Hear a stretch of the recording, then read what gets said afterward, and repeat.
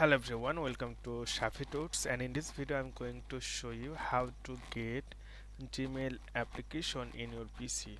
Okay, so I'm opening Google Chrome, so you have to go Google Chrome. Then here you can see there are some dots, so simply click on that, and you can see the Gmail. Okay, so simply click on the Gmail. Once you click on the Gmail, then how you will get, so you have to enter first in this app. Then you can see uh, there are some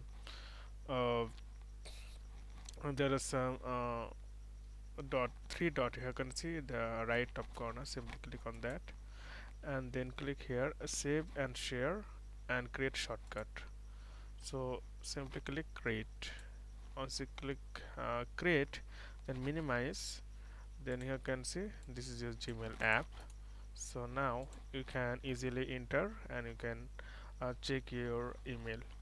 So okay friend, I hope this video was helpful for you. So today's normal, and thank you for watching.